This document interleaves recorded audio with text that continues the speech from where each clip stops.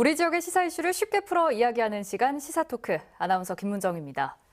여러분은 가을 하면 어떤 풍경이 떠오르시나요? 형형색색으로 물든 단풍, 하늘하늘한 코스모스도 있지만 아무래도 높고 푸른 가을 하늘, 그리고 이와 대비되는 탁 트인 황금들녘이 대표적일 텐데요. 그런데 올해 우리 지역에서는 이런 풍요로운 가을 전경을 보기 어렵게 됐습니다. 심각한 병충해 피해로 벼농사가 초토화됐고 급기야 농민들이 재난 지역을 선포해달라 읍소할 지경이라고 하는데요. 우리나라 대표 곡창지대라 불리는 전라북도의 호남평야에서 과연 무슨 일이 벌어진 걸까요? 이번 피해 얼마나 심각한지 또 대책은 없는지 이야기 나눠봅니다. 박동구 전라북도 농업기술원 농촌지원국장, 정충식 전국농민회 총연맹 전북도연맹 정책위원장, 그리고 최영호 변호사 세 분 나와주셨습니다. 어서 오세요. 예, 안녕하세요. 예, 본격적인 이야기에 앞서서 구체적으로 어떤 상황이 벌어진 건지 영상으로 함께 만나보시죠. 부안군 행안면에 4,000제곱미터 크기의 논입니다. 곧 수확을 앞두고 있는데 멀쩡한 벼를 찾아보기 힘듭니다. 노랗게 연그렀어야 할 벼이삭은 이처럼 회색 쭉정이로 변했고 잎사귀도 곳곳이 검게 물들었습니다. 목도열병 등 각종 병충해 탓입니다. 수확해도 상품성이 없다는 게 농민의 설명입니다. 농민은 결국 수확을 포기했고 대형 트랙터 석 대를 동원해 논을 갈아엎기 시작합니다. 자식 같은 벼를 폐기하는 농민은 허탈하기만 합니다. 세균성 마름병이 한 50%, 목도열병이 10% 정도가 걸려 있습니다. 농사를 지금 봄부터 열심히 해가지고 준비하고 열심히 농사를 잘 지었는데 심정은 말할 수가 없고 진짜 이거 어디다 대고 하소연도 못하고. 이삭도 열병 33,376헥타르 등 전북 농업기술원이 지난달 파악한 벼 병충해 면적은 49,303헥타르, 전북 벼 재배 면적의 43%에 이릅니다. 대책을 마련하라. 농민들과 농민단체는 올해 병충해가 이상 기후에 따른 명백한 자연재해인데도 당국은 손을 놓고 있다고 주장합니다. 농사꾼 개인의 잘못이 아니라 유례 없이 발생한 가을 장마와 저온 현상, 이것이 불러온 기상재해가 명백함에도 불구하고 어느 당국자도 이것에 대한 책임을 말하지 않습니다. 농민단체는 전북을 특별재난지역으로 선포하고 농작물 재해보상법 제정 등 대책을 마련하라고 촉구했습니다. 네, 저도 그랬지만 아마 영상을 통해 확인하시고 정말 깜짝 놀란 시청자분들 많으셨을 텐데요. 그럴 만한 게 차를 타고 지나다니면서 보는 논밭 풍경은 사실 여느 때와 다름없어 보였거든요. 안 그런가요, 변호사님? 예, 저도 사실 이 토론 방송 준비하면서 너무 놀랐어요. 뭐 43%란 얘기 듣고 이 정도면 사실은 진짜 논을 갈아엎을 정도의 일인데 네. 사실 저도 이제 시골 지역이나 이렇게 도로를 많이 지나면 논이 많잖아요, 우리 지역은. 근데 전혀 어떠한 이상하다는 점을 한 번도 느낀 적이 없었거든요. 그래서 생각보다 되게 심각한 일이구나라고 지금 느끼고 있습니다. 예.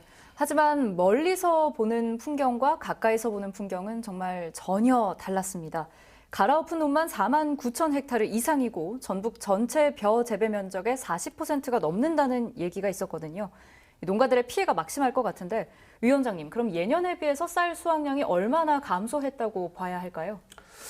아직까지 이런 정확한 결과 발표가 나오진 않았습니다. 근데 이제 그동안 진행 결과를 보면은 작년에 한 30%가 줄었다고 그러는데 올해는 그보다 더 줄었을 걸 가능성이 좀 높다고 봅니다. 예. 근데 지금 현재 전라북도 전역이 피해를 입은 게 아니라 신동진을 비롯한 그런 배품종들이 피해를 많이 입었고요. 근데 문제가 신동진이 우리 전라북도의 배품종의 64%라는 게 문제인 거죠. 네. 이전 영상에서 보니까 이 세균성 마름병, 이삭도열병 이런 것들로 농가들이 많이 고생하고 있는 것 같은데요.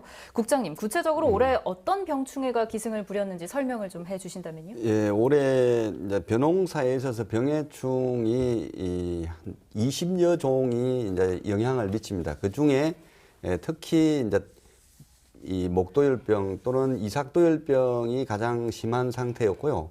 그다음에 이제 세균성 벼알 마름병 그리고 이제 깨씨무늬병 이 부분들이 이 수확량에 절대적인 영향을 미치는 후기 기상에 따른 이 출수기에 집중적인 피해를 입은 그런 요인이 되겠습니다. 네. 위원장님, 이외에 또 다른 문제될 만한 것이 있나요? 뭐 병이 뭐 세균 배알 마른병이라든 가시무늬병 등 많지만은 그 어떤 품종에 따라서 특히 약한 어떤 병이 있는데 신동진이 도열병에 특히 약합니다. 그러다 보니까 이제 특히 도열병이 이제 많이 번졌는데 그 신동진 배하고 그 매칭이 되면서 이렇게 피해가 확산되고 늘어난 겁니다. 네.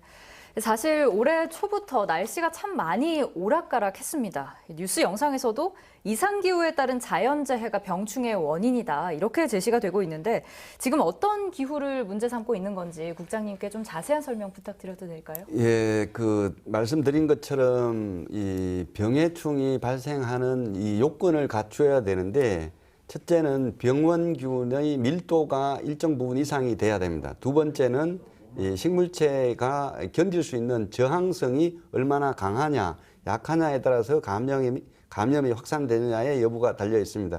이 두 가지 조건 외에 가장 중요한 게 이 기후 환경 조건이 맞아떨어져서 이제 이런 그 큰 피해가 온 것으로 보입니다. 이렇게 그 병원균 밀도나 식물체의 저항성 정도에 따라서 중요하지만 가장 중요한 것은 기후 환경이 이걸 확산시켰다는 데 문제가 있는 것입니다. 그럼 기후 환경 중에 어떤 기후 인자가 중요한가? 첫째는 온도, 그다음에 습도, 그다음에 일조 시간, 그리고 바람입니다. 이 온도도 지금 뭐 이 텔레비 화면에서 나온 것처럼 이 저온에 따른 도열병이 가장 확산되는 이 시간 온도가 21도에서 29도 정도가 됩니다. 네. 그리고 습도도 이 강우에 따른 습도, 그리고 습도의 지속 시간, 이로 인하여 일조 시간이 부족할 수밖에 없는 그런 상태에서 식물체가 연약하게 자라는 그런 상태가 복합적으로 이루어져서 주로 이 확산이 됐다고 볼 수 있습니다. 농가 입장에서는 아무리 약을 살포해도 비가 이렇게 많이 와버리니까 약이 씻겨나가서 결국 방제 효과를 볼 수가 없고 그러다 보니까 피해가 더욱 커졌다, 이런 얘기도 지금 들려오거든요. 예. 어떻게 보세요, 위원장님?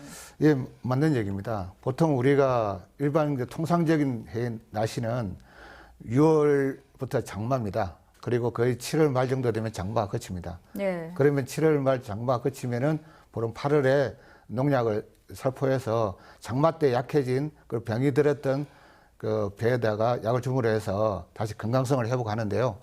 근데 올해는 8월, 9월에 그때는 일반적인 보통 나달이 굵어지고 차는 시기인데 그때 장마가 오므로 해서 병이 번짐으로 해서 약을 쳐도 비 때문에 효과를 못 보고, 그리고 장마가 그쳤을 때는 이제는 약을 치면 안 되는 시기가 된 겁니다. 보통 이제 추수하기 한 달 전부터는 약을 치면은 그 약 성분이 배에 남습니다. 그렇기 때문에 약을 치면 안 됩니다. 예. 근데 약을 치면 효과가 없고 약을 치는 시기에는 이미 놓쳐버려 이중의 어떤 일 때문에 이번에는 병의 확산을 막을 수가 없었다. 이거는 그런 얘기입니다. 네. 또 하나 궁금한 점은 이상기후가 문제였다면 다른 지역에서도 똑같이 흉년이었어야 하지 않나 싶은데 지금 전북만 유독 문제가 심각해 보입니다. 특별한 이유가 있을까요? 그렇습니다. 가을 장마가 전라북도만 해당되는 것은 아닐 것입니다. 예. 그렇지만 저희 전라북도 지역에서 많은 피해가 발생한 요인을 꼽아보면 한 두세 가지를 꼽을 수가 있습니다. 앞전에 말씀드린 것처럼 온도나 강수량의 영향이 지속 시간이 길었고, 그다음에 이와 맞물려 출수기가 겹쳤다는 겁니다. 벼가 이삭이 올라와서 꽃이 피고 수정이 되고 하는 그 기간이 8월 11일부터 한 20일간 8월 말까지 그 출수 기간이 그런 온도 조건이나 습도 조건이 맞았다는 겁니다. 그러면 다른 지역은, 전라북도가 아닌 다른 타도의 지역은 이미 출수가 끝났거나 아니면 온도가 높아서 이 환경이 호조건이 아니었을 수도 있습니다. 네. 전라북도는 이제 특히 또 같은 품종이 신동진벼라고 하는 단일 품종이 이 60%가 넘을 정도로 많다는 것도 한 이 요인이 되겠습니다. 예. 위원장님 어떻게 보시나요? 그때 이제 모든 품종이 다 병에 걸린 게 아니라 모내기 하는 시기가 5월 말부터 6월 10일 전후 약 한 열에서 보름 정도에 심었던 그때 생육 주기에 맞춰서 가을에 딱 아까 말씀 추수기 때 딱 걸리는 시기거든요. 그때 심었던 신동진벼가 대부분 다 피해를 많이 입었다 그래 보고 있습니다. 네, 변호사님 생각도 한번 들어볼게요. 한번 제가 조금 풀어서 설명해 주면 아는 전문가분들이라 저도 사실 이거 공부하면서 좀 어렵더라고요. 예. 이제 도열병이라는 게 이제 도와 열이거든요. 벼도자에 열자라서 벼가 탄다는 뜻인 건데 그러니까 이 잎사귀나 이 줄기에 빨갛게 이제 반점이 생기면서 벼가 타는 것처럼 보여가지고 도열병이라고 하는데 이제 도열병의 그 주로 이 원인에 찾아보면 생육기에 비가 자주 오고 여름철 온도가 늦은 해 그리고 냉해가 좀 심할 때 오는 건데 아까 이제 이 신동진 벼는 중만생종이에요. 그래서 아마 중만생종에 이제 출수기 때 아마 이런 이 냉해나 이 일조량이 적고 비가 오다 보니까 특정 품종에게 적합한 이 도열병이 발생하기에 적합한 환경이 조성이 됐다라고 보여지는 것 같고 이제 신동진 벼가 또 뭐냐 이렇게 한번 물어보시면 사실 신동진이라고 요새는 이게 사실 몇 년 전까지만 해도 많진 않았던 것 같아요. 그러니까 뭐 5, 6년 전에도. 근데 요즘 굉장히 많이 보이는 게 이제 그 쌀을 사다 보면 신동진이라는 이 브랜드가 굉장히 많이 보여요.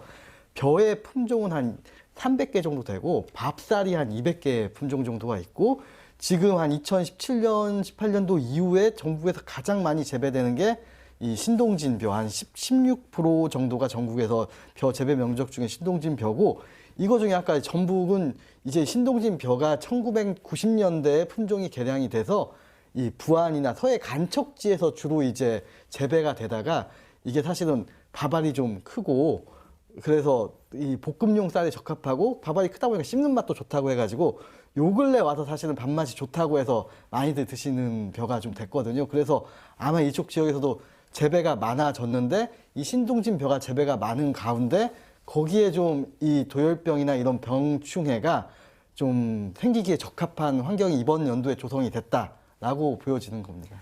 네, 세 분 이전부터 이 신동진 벼 품종에 대해서 얘기를 해주고 계신데 이 전북에서 특별히 신동진 품종을 선호하고 또 많이 재배하는 이유가 있는지 또 이렇게 한 품종이 많은 비중을 차지하는 사례가 우리 지역 말고 다른 지역에도 있는지 좀 궁금하거든요, 국장님. 예, 신동진 품종이 이제 우리나라 우리 전라북도 지역에는 98년도 경부터 군산 지역을 시작으로 해서 한 20여 년간 점점 재배 면적이 늘어났습니다. 이 이제 신동진 쌀이 신동진이라는 품종인데 이 품종이 이 전라북도에서 인기가 있는 이유는 금방 변호사님 말씀하신 것처럼 나달이 쌀알이 굵고 그다음에 이 밥맛이 좋다는 그런 그 소비자 선호도에 따라서 이제 이게 재배 면적이 점차 늘어왔는데요. 이 전라북도의 대표 품종으로 브랜드 네이밍화되어 있는 측면이 있고, 그다음에 이제 소비자가 이제 선호하는 품종이다 보니 이 재배 면적이 늘어났다고 보여집니다. 그리고 그러면 다른 지역에는 이렇게 이 점유율이 높은 이 선호도가 높은 품종이 집중화되어 있느냐?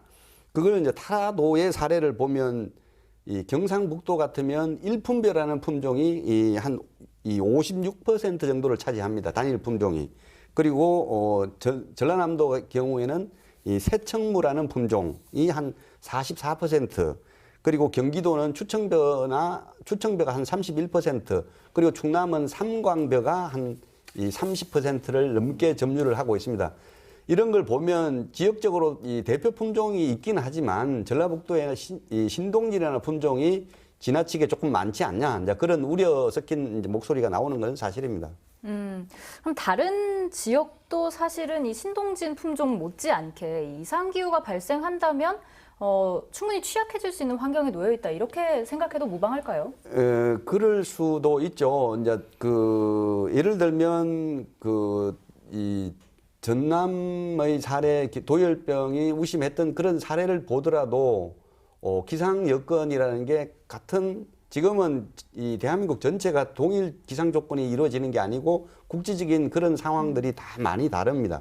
때문에 품종별로 유전적 특성에 따라서 형질 발현이 어떻게 되느냐에 따라서 이 피해 정도가 새롭게 생길 수 있는 그런 가능성은 있다고 봅니다. 네. 그러면 위원장님, 네. 신동진 이 품종이 수명을 다했다 이런 얘기도 사실은 한편에서 들려오기도 하거든요. 정말 이 벼의 품종에 어떤 수명이 있는지 내구 연한이 있는 건지 아니면 이런 기후 환경 조건이 맞아떨어져서 이렇게 된 건지도 좀 궁금해지는데요. 뭐 제 생각에는 그 벼의 품종의 수명 연한이 다 된 게 아니라 외부적 환경이 그 가지고 있던 고유의 내성을 뛰어넘는 그 임계점을 뛰어넘는 현상들이 많이 벌어지고 있어서 그런 현상이 지금 같은 현상이 나타나고 있다고 생각합니다. 네. 아시다시피 지금 초반에 우리 신동진 벼도 나름 어떤 그러니까 병해충이 강하다고 내놓은 이게 품종이거든요. 그래서 한동안은 특별한 병해충에 입지는 않았습니다. 그런데 이제 환경 날씨가 너무 뭐 저온 다습한 환경도 생각하고 뭐 50여일간 어떤 장마도 오고, 그러니까 내가 가진 어떤 체력이라든가 그 이상을 뛰어넘는 내성을 뛰어넘는 것들이 발생했기 때문에 결국 외부적 영향이 가장 큰 것이 아닌가 그렇게 생각합니다. 네, 국장님 의견도 좀 들어보고 싶은데요. 이 품종의 특성도 있지만 이제 신동진 벼가 그 도열병에 약한 품종은 아닙니다. 중간 정도의 내성을 가지는 품종인데 도열병에 강한 품종일 경우에는 이제 이 뭐 병해충의 뭐 원인균의 밀도가 높다 할지라도 저항성이 있는데 이 부분은 중간 정도입니다. 앞으로는 이런 위험도를 높여 나가기 위해서는 이제 품종의 다변화가 필요한 측면이 있다고 봅니다. 네. 황금빛으로 출렁여야 할 평야가 빈죽정이로 가득하다면 이 1년을 고스란히 논에 바치면서 땀 흘린 농부의 마음은 과연 누가 무엇으로 대신할 수 있을까요? 현장에서 어떤 목소리들이 나오고 있는지 또 어떤 구제책을 세우고 있는지 영상으로 함께 확인하시죠. 이삭 도열병과 세균비 알마름병 그리고 가시 무늬병까지 수확기에 전북 들려 큰 온통 병해충이 들끓었습니다. 벼 이삭이 나오는 시기에 늦장마가 덮쳤기 때문인데 전체 재배 면적의 43%가 피해를 봤습니다. 올해 피해 면적은 49,000헥타르에서 나왔는데 병해충이 큰 그 필지의 경우에는 수량이 한 20에서 30% 정도 감소될 것으로 파악하고 있습니다. 송영길 민주당 대표가 피해 현장을 방문하자 농민들은 병충해를 농업재해로 인정해달라고 호소했습니다. 병해충이 태풍이나 폭우 등과 같은 자연재해 때문에 발병한 만큼 정부의 지원이 절실하다는 겁니다. 아픔을 좀 감싸주고 우리 농민들의 눈물을 좀 씻어주는 그런 계기가 좀 됐으면 감사하겠습니다. 저희들 지금 막막합니다. 이게 지금 살아갈 일이. 불합리한 농작물 재해 보험에 대한 개선과 수매 품종의 확대도 촉구했습니다. 송영길 대표는 황금색으로 빛나야 할 들녘에서 썩은 알곡만 보니 마음이 아프다며 현장의 목소리를 잘 전달하겠다고 밝혔습니다. 직접 와서 보니까 더 마음이 아프고 실감이 나고 이 생생한 여러분의 말씀과 이 현장의 이 느낌을 중앙정부나 장관에게 잘 전달하도록 하겠습니다. 현재 농촌진흥청이 정밀 조사를 벌이고 있는 가운데 농식품부는 다음 달 농업재해 인정 여부를 결정할 예정입니다. 네, 농민들은 이번 피해를 자연재해로 규정하고 특별재해지역으로 선포해 줄 것을 촉구하고 있는데요. 이에 대한 세 분 생각 들어보도록 하겠습니다. 먼저 변호사님 해주신다면요. 아까 이제 좀 용어부터 좀 정확하게 짚고 넘어가야 될 것 같아요. 이제 농업재해라고 하면은 이제 농업재해 대책법상의 농업재해도 인정되냐 여부인 거고, 이제 지금 특별재해 중 자연재해라고 하는 거는 재난 및 안전관리기본법의 특별재해지역으로 선포를 하는 거예요. 우리가 이제 뭐 태풍이 크게 왔다거나 지진이 났다거나 이런 경우 자연재해로 해서 뭐 가뭄이 일었다거나 자연재해로 해서 선포해가지고 하는 경우를 특별재난지역으로 선포를 해서 그 지역에 국고가 직접적으로 지원되는 예산의 근거를 마련하는 법이거든요. 그러면 아까 얘기했듯이 폭우, 뭐 태풍 아니면 지진 이런 경우가 자연재해에 해당이 되고, 여기에 또 이제 사회재난도 있어요. 사회재난, 이 특별재난지역 최초 선포됐던 거는 삼풍 백화점이었고 예. 최근에는 사실은 코로나도 있고 그 다음에 그 세월호 참사도 사실 포함이 되는 이 사회재난으로 이 선정이 됐었던 적이 있거든요. 그래서 지금 이 경우에는 자연재난 경우에는 이제 지자체별로 재정 자립도를 고려해서 특정 금액 이상의 피해를 입었다고 했을 때 이제 요건이 맞춰지는 거거든요. 근데 보니까 자연재난으로 포함돼서 특별재난지역으로 했던 경우가 아까 같이 뭐 태풍, 폭우, 가뭄, 뭐 지진 이 정도가 있었고 또 병충해나 농업 피해에 대해서는 특별재난지역을 선포한 적은 없었던 것 같아요. 그 다음에 농업재해는 농업대책법상에 있는 거고 여기서는 이제 좀 추후에 다음 뉴스에서 아마 또 얘기를 나눌 것 같습니다. 네, 국장님 생각도 들어보겠습니다. 변호사님 설명을 잘 해주셨는데요. 우리 지금 현재 피해를 보고 있는 부분은 농업재해에 해당이 되고 농업재해대책법에 근거한 저희 이제 이 전라북도의 뭐 병해충 피해는 병해충 다발생으로 인한 재해로 인정이 되는 그런 부분들은 재해 복구비 지원을 목적으로 하는 해당 법률을 적용하는 것이 합리적이라고 생각합니다. 예, 위원장님은 어떠세요? 예, 일단 말 그대로만 보면은 특별한 현상이 발생했기 때문에 그에 대한 피해지역이 또 입증되었기 때문에 재해지역으로 선포하는 게 옳다고 생각하고요. 뭐 법적인 요건이야 뭐 다양한 어떤 해석이 나름 있겠습니다만은 제가 드리고 싶은 말씀은 지금은 우리가 재해지역에 선포된다 하더라도 사실 그 피해 정도를 충분히 어떤 보상할 수 있는 그런 어떤 예산이라든가 법적 근거가 있는지에 대해서 좀 의문이고요. 그래서 농민들은 그런 부분이 있는 거죠. 제 지역이 선정된다 하더라도 제대로 된 보상을 받을 수 있을까 하는 그런 어떤 걱정을 하고 있는 것도 한편 사실이고요. 또 한 번 말씀드리고 싶은 것은 지금 현재 우리가 제 지역에서 선포하는 근거가 되는 태풍이라든가 가뭄이라든가 이런 어떤 전반적인 내용도 있지만 근데 앞으로 지금까지 이제 날씨와 다르게 앞으로는 국지적인 현상들이 많이 나타나기 때문에 지역적으로 다른 지역은 아무 일 없는데 뭐 전라북도 같이 막 지역적으로 이렇게 태풍이라든지 아니면 뭐 소나기라든지 우박이라든지 냉해라든지 이렇게 입을 수 있는 것이 있거든요. 이제 법적인 거 이제 보완이 돼야 된다. 이제 그런 것들도 시대 환경, 날씨 환경에 따라서 보완이 돼야 된다. 그렇게 말씀드리고 싶습니다. 예. 그래서 제가 드리고 싶은 다음 질문 관련된 내용인데요. 현재 농촌진흥청이 정밀조사를 진행을 하고 있고 그 결과에 따라서 이제 농업 재해 인정 여부가 결정된다고 합니다. 그런데 이렇게 농업 자연재해로 인정이 되면 농가들이 어떤 지원을 현재 받을 수 있는지요? 예, 이 농업재해대책법에 따라서 재해대책심의회의 인정을 받게 되면 직접 지원으로는 이 농작물 재해 복구비 지원이 있습니다. 그리고 간접 지원으로는 이 생계 지원비가 지원될 수도 있습니다. 예를 들어서 이제 재해 복구비에는 농약대와 대파대 중에 하나를 지원하도록 되어 있는데 이 경우에는 농약대를 지원하게 되게 되는데 아마 헥타르당 74만 원 수준이 될 것으로 보입니다.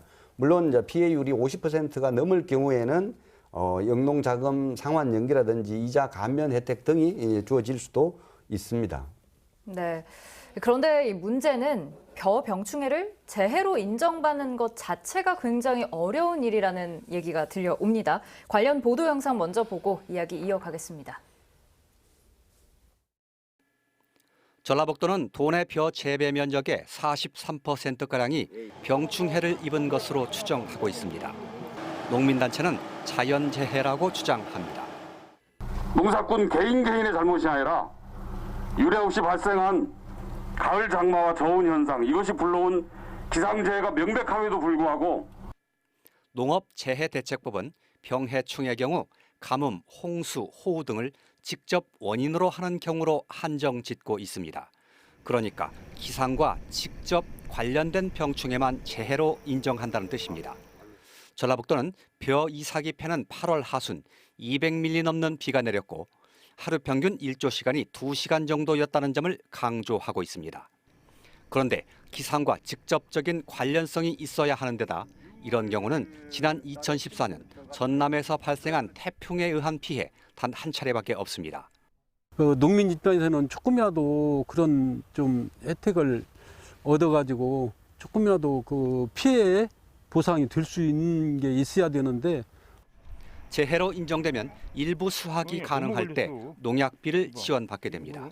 이 경우 피해 면적이 1헥타르라면 100만 원의 지원을 받는 정도여서 충분한 지원에는 한계가 있습니다. 네, 전북 지역에 발생한 병충해의 원인이 이상기후였다. 이 연관성을 밝히는 게 관건이 될 것 같은데 인정이 된 사례가 지금까지 단 한 차례밖에 없네요. 이 연관성을 밝혀내기가 많이 어려운가요, 국장님? 예, 그 태풍이나 이제 이 일시에 이제 집중호우가 내린다든지 했을 때는 이 짧은 시간 안에 피해 정상이나 피해 직계가 이 연관성을 규명하기가 쉬운데 이 장기적인 기상 상황이 이 결과적으로 병해충으로 인해서 병해충 다발로 인해서 손해를 봤다라는 증명하는 부분들은 이 상관관계를 찾기가 이제 쉽지가 않습니다. 증명해내기가 쉽지 않습니다. 예를 들어서 보도에서도 나온 것처럼 전라남도의 경우에는 2014년도에 태풍도 있었지만은 그때 강수나 또는 이 다습한 그런 환경 때문에 도열병이 창궐을 했었습니다. 전라북도 올해처럼 이때도 한 이 전남 나주시를 비롯한 11개 시군이 15,600헥타르 정도가 이 피해가 발생했었고 그때 재해 복구비를 27억 정도를 지원한 사례가 있습니다. 결국은 이 일시에 일어나는 재난이 아니고 재해가 아니고 기상 여건에 따라서 상관관계를 이 병해충으로 인한 손실로 연결되는 그 증명하는 부분은 결코 간단한 문제는 아니고 그 부분이 농촌진흥청에서 자료 분석한 내용이 원래는 10월 말까지 분석된 자료가 농식품부로 올라가기로 돼 있었는데 그 부분이 한 2주 정도가 지연되는 것 같습니다. 그래서 그 결과가 반영이 되면은 재해로 인정될 수 있을 것으로 보입니다. 네, 그러니까 국장님 말씀을 조금 정리를 해보자면 지난 2014년에 전남에서 발생한 피해의 경우에는 굉장히 일시적이면서도 명백한 어떤 연관성이 보였기 때문에 사실은 그게 인정이 되기가 조금 아무래도 수월했다 이렇게 보시는 걸까요? 그 전남 2014년도 전남의 사례는 태풍 하나가 아닙니다. 태풍도 있고 저온도 오고 강수에 따라서 지속된 그 기상 여건이 분석된 연관성을 규명해냈기 때문에 그때도 도열병입니다. 이 도열병을 규명해서 자연재해로 인정받은 사례의 첫 번 사례가 되는 것인데 태풍에 의한 이 자연재해가 아니었습니다. 예. 그러면 저는 여기서 또 한 가지 궁금해지는 게 우리 전북 같은 경우에는 사실 일반인들이 느끼기에도 농부 혹은 농가들이 아닌 일반인이 느끼기에도 올해는 정말 이상기후다 이런 생각이 들 만큼이었는데 이게 왜 굉장히 그 연관성을 밝히기가 혹은 그렇기 때문에 보상을 하고 지원책을 해주기가 상당히 어려워진 건지 왜 그런 건지도 좀 궁금하거든요. 제가 이제 정확하게 설명을 못 드려서 이제 이해가 약하신데요.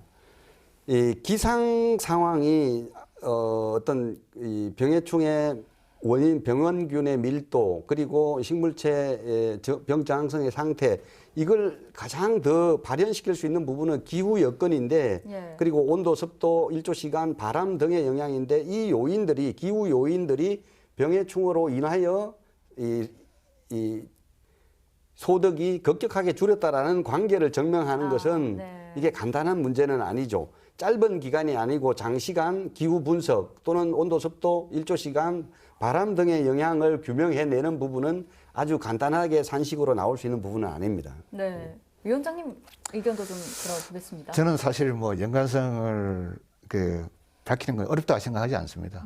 근데 우리가 보통 사람들이 판단하기에 태풍 같은 경우는 눈에 확 띄잖아요. 그리고 사람들도 피해를 입지 않습니까?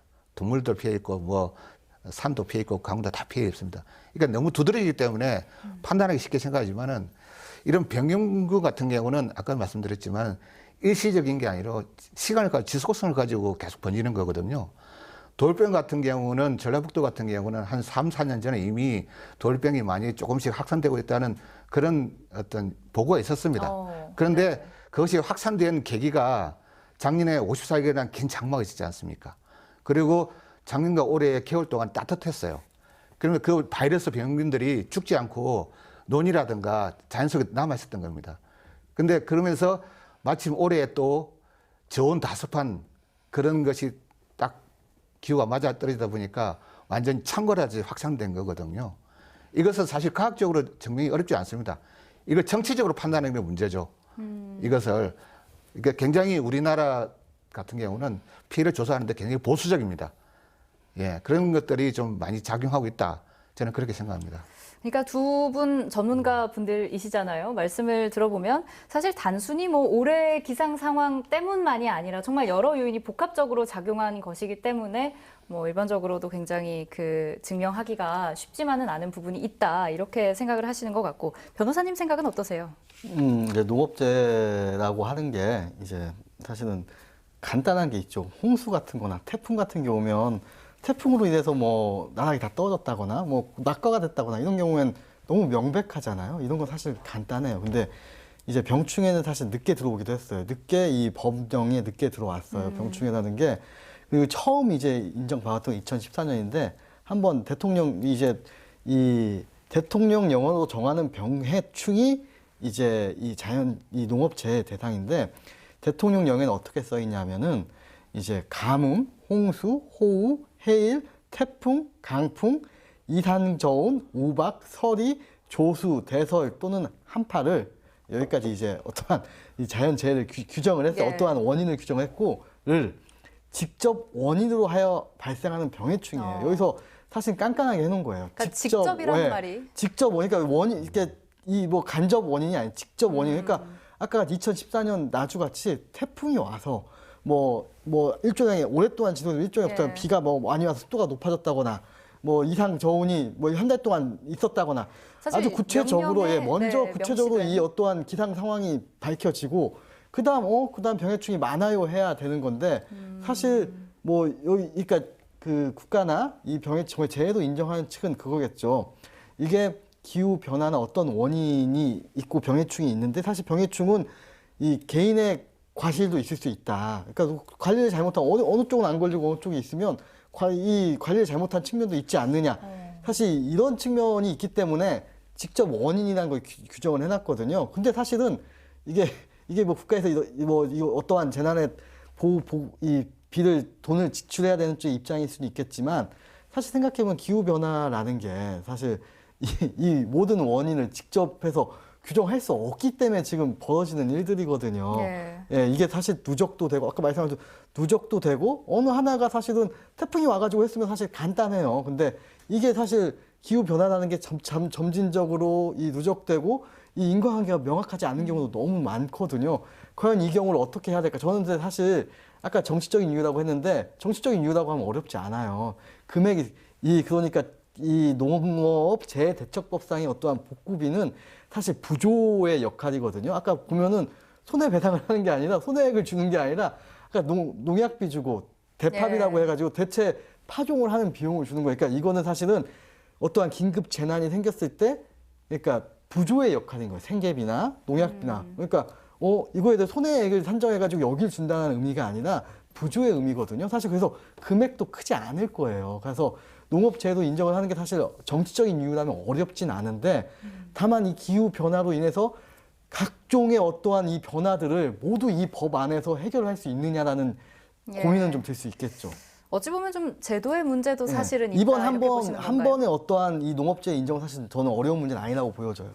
이번 한 번의 경우에는 그러면 제가 좀 잘 이해를 했는지 다시 여쭙고 싶은 게 정치적인 이유라면 충분히 융통성을 발휘할 수 있다. 네, 이렇게 금액이 보시는 크지 건가요? 않기 때문에 금액이 아마 그렇게 크지 않을 거예요. 여기서 나가는 돈은 크지 않을 텐데 이 이후의 문제인 거죠. 많은 기후 변화로 인해서 많은 일들이 벌어질 텐데 앞으로 과연 인정받을 수 있을지요. 벼뿐만 아니라 많은 품목들이 있고 각종의 어떠한 뭐 병충해든 이런 현상들이 발현했을 때 모든 걸 다 인정을 할 수 있을까라는 의문이 들 수 있겠죠. 네, 국장님 지금 현재 실무를 담당을 하고 계시잖아요. 이에 대해서 어떻게 생각하세요?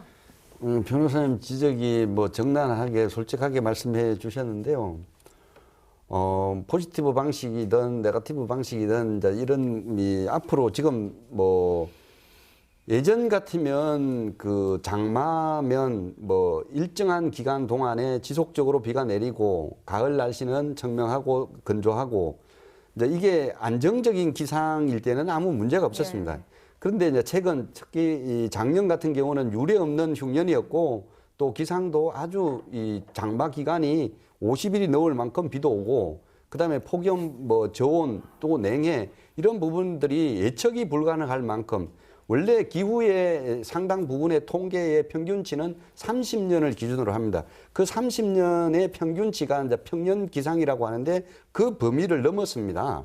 작년과 올해의 경우는. 그리고 올해 같은 경우는 이제 가을 장마라는 용어가 없었거든요. 이제 그런 상태가 오기 때문에 변호사님 말씀하신 것처럼 어떤 지금 뭐 무배추가 뭐 강원도, 충청남도에 물원병이 많아서 이제 사회적 이 문제 제기가 이루어지고 있는 부분도 있고 그 외에 냉해로 인한 그런 피해가 발생할 수도 있고 여러 가지 자연재해로 인한 피해가 앞으로 많이 발생할 수 있는 그런 것이기 때문에 농업재해대책법에서 규정하는 범위는 상당히 소극적일 수밖에 없는 측면이 있다고 봅니다. 물론 이 부분은 현행화하기 위한 노력이 필요하겠지만 사회적 공감을 이루는 부분이 우선되어야 할 것으로 봅니다. 네, 사실 두 분도 말씀을 해주셨지만 여러 산업군 가운데 농업이야말로 정말 인간의 역량으로만 되지 않는 분야잖아요. 사실 제일 답답한 건 이 농가들의 마음일 것 같은데 위원장님 어떻게 보세요? 예, 좀 더 얘기를 확대해서 저는 이제 농작물 재해보험이라든가 재해보호법에 대해서 좀 말씀을 드리고 싶어요. 네. 지금 현재 우리나라에 이제 농작물 재해보험이라는 게 실시하고 있습니다. 근데 문제는 우리나라 농업 예산이 너무 적다는 거예요. 올해 최초로 3%대가 무너졌습니다. 내년에는 약 2.76% 정도 될 거라고 지금 예상하고 있는데요.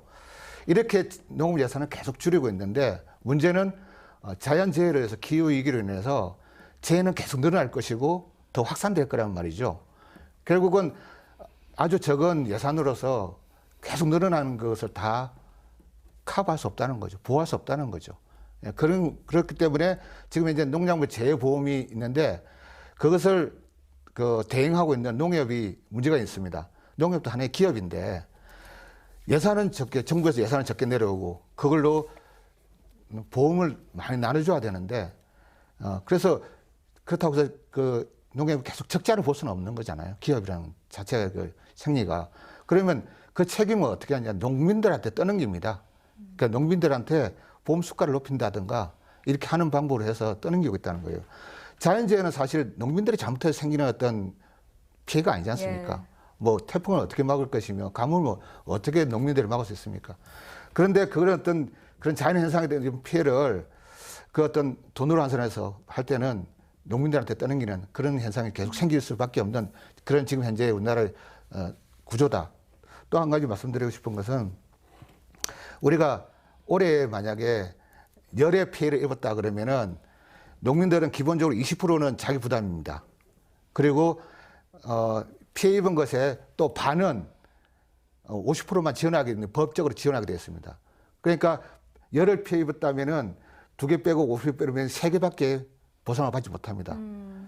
근데 문제는 내년에 똑같이 피해를 입었잖아요. 그러면 자기 부담률이 높아져요. 그러니까 자동차 사고 같은 경우는 내가 사고 낸 거 아니면은 상대방이 사고를 냈으면은 그걸 피해 입었으면 한 번이든 두 번이든 똑같이 보호를 받잖아요. 똑같은 비율로. 근데 농작물 재해보험은 그렇지 못하다는 거죠. 그래서 이렇게 공공성을 띠고 있는 어떤 재해에 대해서 그런 농작물에 대해서 이제 보험으로는 한계가 있다. 분명히. 그러니까 이것을 국가에서 정부에서 정치권에서 농작물 재해보호법으로 법으로 해서 이것을 좀 더 광범위하게 또 확실하게 좀 보호해달라 이렇게 주장하고 있습니다. 그러니까 이제 위원장님 말씀은 농가의 소출이 감소하게 되면 수매할 농협 미국 종합처리장 운영까지 좀 어려운 상황에 놓이게 되고 그렇다 보면 또 다시 농가들에게 어려움을 떠넘기는 그런 상황이 지속되고 있고 그래서 좀 농업 재해 보험을 좀 고쳐야 하지 않나 수정돼야 하지 않나 이런 생각도 이제 보험은 이제 어느 정도 한계가 됐다고 보는 거죠. 네, 예산 자체도 없는 상태니까. 예. 그러니까 법으로 좀 그것을 이제 바꿔야 된다. 그렇게 말씀드리고 싶습니다. 예, 알겠습니다. 이 답답한 전북의 상황과는 달리 전국적인 쌀 생산량은 지난해보다 증가할 것으로 예상이 됩니다. 그런데 사실 모든 게 수요 공급 법칙으로 움직이게 되잖아요. 때문에 쌀값이 하락한다면 이 병충해로 피해를 본 농가들이 이중고를 겪을 거라는 그런 우려도 있는데요. 변호사님, 이 문제 어떻게 해야 할까요? 뭐 당연히 이제 쌀값이 내려가면 여기 생산량도 줄었는데 어떠한 이 매출에겐 큰 영향이 있겠죠. 근데 이제 좀 다른 근본적인 얘기를 한번 해보자고 한다면 이제 지금 아마 지금 이 도열병 이렇게 병충해가 심해지고 나서 세 가지를 이제 얘기를 하시는 것 같아요. 첫 번째는 아까 이제 농업체, 뭐 특별 재난 지역이나 농업체를 좀 인정을 해달라라는 거고, 두 번째는 이제 농작물 재해보험 같은 경우에 좀 개선해달라. 적용 범위도 한정이 돼 있고 지국 기준도 사실 손해배상사가 와가지고 깎으려고만 하니까. 그리고 아까 얘기했듯이 자기 부담률도 계속 좀 올라가는 시점이고, 그 다음에 사고 이후에는 할증이 되니까 뭐 아까 얘기하셨던 부분들이 이제 이 재해보험제 개선이고, 또 아까 마지막 해주신 얘기가 농작물 재해보상법 제정을 해달라는 취지시더라고. 이 세 가지더라고요. 근데 지금 이제 재해 대책 종류는 세 가지예요. 아까 얘기했듯이 재해 구호, 부조의 성격인 거죠. 뭐 갑자기 뭐 태풍이 오면은 이제 태풍으로 뭐 집이 없어지거나 생계비를 주고, 뭐 농작물이 없어지면 이제 뭐 거기에 빨리 복구를 위해서 대팝이나 뭐 이제 그 농약대를 주는 거죠. 이건 복구를 위한 거지 복구와 생계를 위한 거지 보상은 아니거든요. 그 다음에 이제 보상은 지금 우리가 어떤 형식으로 하고 있냐면 보험이에요. 근데 이 보험이라는 게 아까 이제 민간 보험 영역에서 운영을 하고, 이제 국가는 어떤 거냐, 처음에 2001년에 생겼는데 너무 손해가 심한 거예요. 그러니까 민간 보험에서 다 빠졌어요. 다 빠지고, 그럼 국가가 어떻게 했냐면, 그럼 내가 운영비 100%를 주고 그다음에 50%를 대략 한 50%를 보전을 하겠다. 그래서 손해율이 한 200%가 넘는 경우가 굉장히 많아요. 사실 민간 보험에서 상상할 수 없는 일이죠. 손해율 200% 넘다 보는데, 사실 손해율 200% 넘으면 민간 농서 짓는 분들 입장에서 다 가입을 해야 될 것 같잖아요. 근데 그렇지가 않아요. 항상 불만족스러운 거죠. 이게 내가 말씀하셨듯이 내가 자동차 내가 사고 내서 내가 할증되고 내가 자기 부담 내는 거 이해를 하겠지만, 뭐 사고 났다 하면은 깎으려고만, 아님에도 불구하고. 계속 깎으려고만 하고 금액은 계속 올라가고 뭐 하다 보니까 막상 뭐 보험 갖고 내가 받는 돈이 뭐야? 내는 돈 엄청 많은데? 라고 생각을 하실 테니까 이 보험 문제가 있고, 이제 이 세 번째는 재해 보상의 문제인 건데, 이제 그러니까 농업 재해가 있을 때 이 보상 금액을 좀 아예 이 손해액을 기준으로 보상을 좀 해달라는 취지인 거예요. 그래서 이 세 가지 제도 중에 우리는 사실은 두 가지 제도만 운영을 하고 있거든요. 그래서 아마 이런 제도적으로 과연 이 공백이 무엇이고 무엇을 원하는지, 그리고 사실 이 제도라는 게 단기적으로 한번 만드는 건 쉬워요.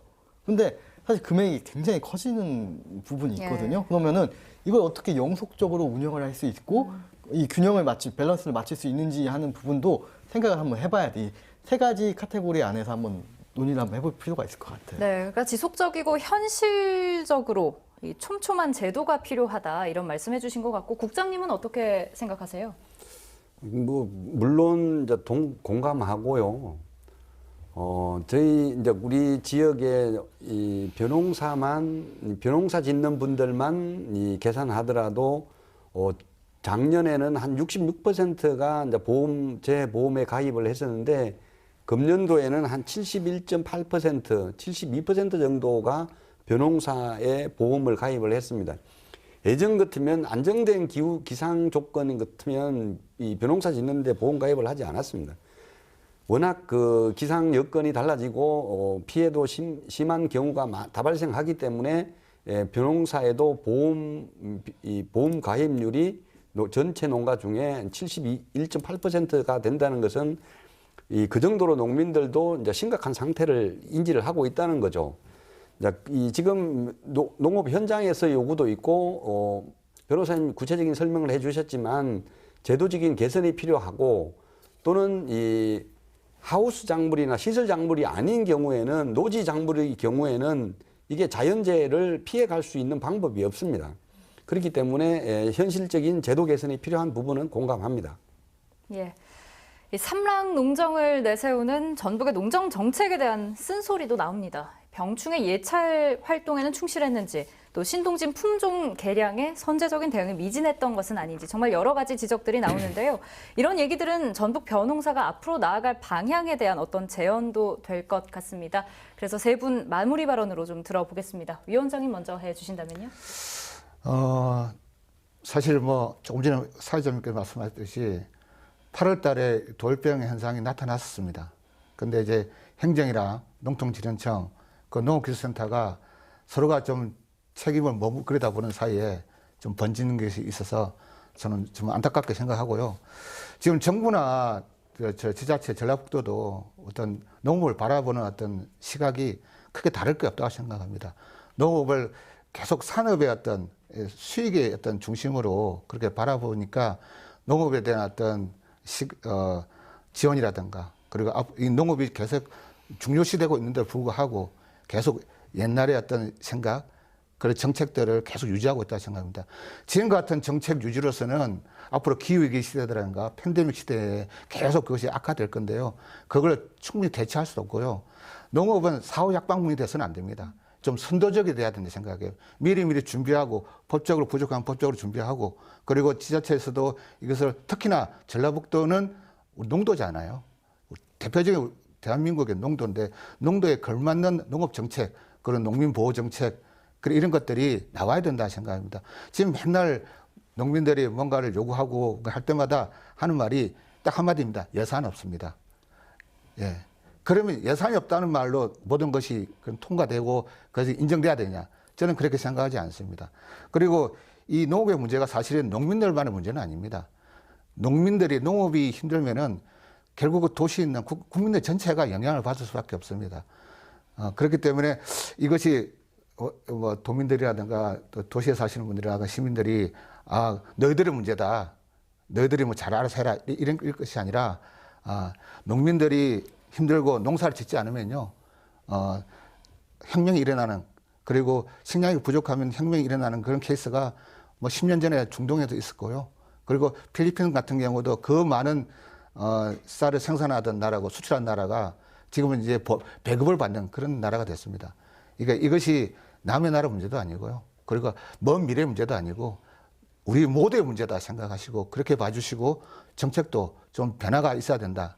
그렇게 말씀드리고 싶습니다. 예, 국장님도 하실 말씀이 좀 많으실 것 같은데 마무리 말씀 듣겠습니다. 네, 이 병해충 예찰을 담당하는 이 부서 또는 농업기술원 시군농업기술센터가 예찰 활동을 하고 있습니다. 물론 2주에 한 번 정도로 병해충 발생 정보를 발표도 하고 있습니다.